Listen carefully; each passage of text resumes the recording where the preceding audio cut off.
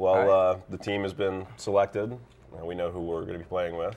Sobe also going to give his insight. What do you guys think? I mean, just in general, Kenz, you got any opinions? A lot of new faces we get to meet. A lot of new faces. A lot of new faces. Guys are definitely going to be in for, learning experience, some of them. Oh, yeah. They're going to learn some stuff, but hell, even I learn stuff still, just like you said you do still. So I mean, you're looking at guys that probably haven't been to a live tournament before and just don't quite know exactly. I mean, they might see one of us shoot 28 or something, or right? Like, hey, 28, But it's different to see it in person. I think they're really going to have an experience. They're going to learn a lot. I think so. They'll learn a lot. Right, it's kind of shocking. Most people think there's tricks and shortcuts and all this stuff, and there's not. I mean, it's just that they're not seeing the same things you are when you step up to play. I mean, it's there every single game, And, I'm looking at these boards, and there's, all the guys are from different areas of the country, and a few of them, maybe they just need to play with some better competition, to get better and to learn more. I mean, it always helps to play with better players. There's no doubt the learning curve is much quicker, Well, luckily we have also a good forum that we use to talk on Underdog, and if we can track down their email addresses, maybe they're close to somebody, we can hook up some games, and, give them some good playing. What do you think, Matt? Well, I think the big thing is with all the new faces, like you said, it's going to be a big learning experience, and I think just for, maybe not necessarily for this competition, but for the sake of the game in general, these guys are all going to go back and take what they've learned at the Worlds from some of the better players, and they're going to take that back to the guys in their area. It's not only going to make them better, but it's going to make all the guys in their area that they play with a lot better, and it's just going to help grow the game that much more over the next few years. It's kind of how it works, isn't it? It seems like. That's how we all got better, is learning from the guys who played before us. And now you've taught players. And now, after exactly. That, that's kind of how the game grows. It's definite. It's where we're at, where we are now. So we're going to be up against a tough one here, though. That world team.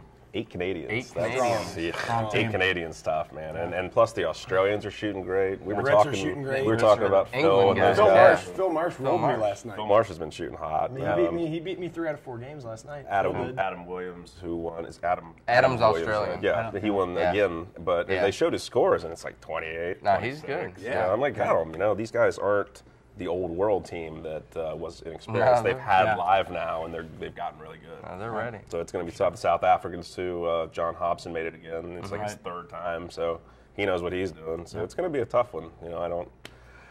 Do we like our chances here? Or? Well, we're definitely going to need some guys to step up, and we obviously are going to have to step up as well. I mean, we're going to have to play our best. That'll be a big thing, I think, for all of us to some of the core 8 that are going is to maybe play a few games with some of these newer players, and I know the tendency is for all of us when we go to live events is to play with the guys you always play with or are used to playing with, but I think we'll all have to branch out a little bit and play some games with these guys and get them ready for the competition that comes on Monday. Well, they're going to have fun. I mean, if nothing less, we're all going to have a great time and see all the boys. And Vegas, you can't beat Vegas. And then when Tuesday rolls around, we all hate each other for a day, and it's all perfect. No big deal. But that's cool. It's going to be great. It is, definitely. Who's going to win? Yeah. Who you think is going to win? What, the individual? Yeah. All right, well, I think we all agree that Andy Haas has got to be the favorite. Right, yeah, for sure.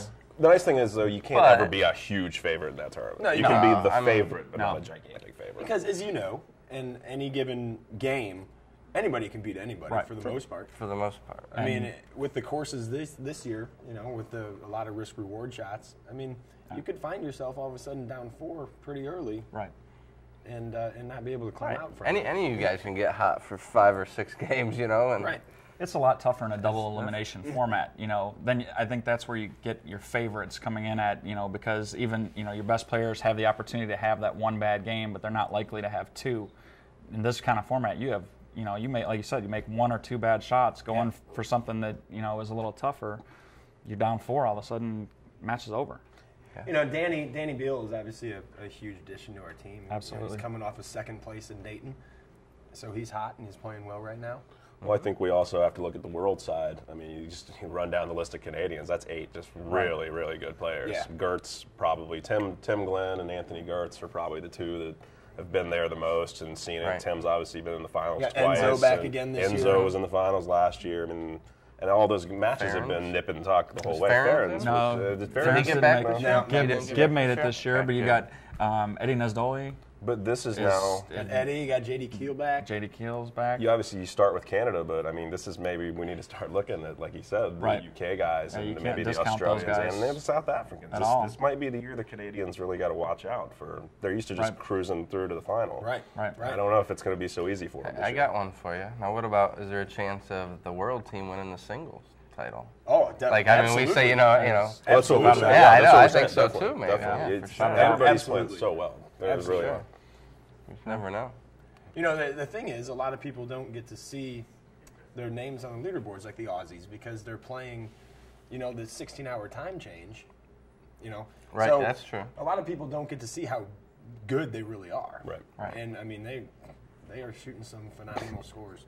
I'm not used to Down shooting. under. Not used to seeing the AU pop up in front of you there, and like the NSW and all those funny little letters they use over there. Yeah. All right, guys. Well, looks like we've pretty much touched everything. So, any final thoughts before we part out of here? It's ready to go to Vegas. I say go Team USA. Little toast here or something. Team USA. Salute. Good luck, gentlemen. Thanks, Sobe.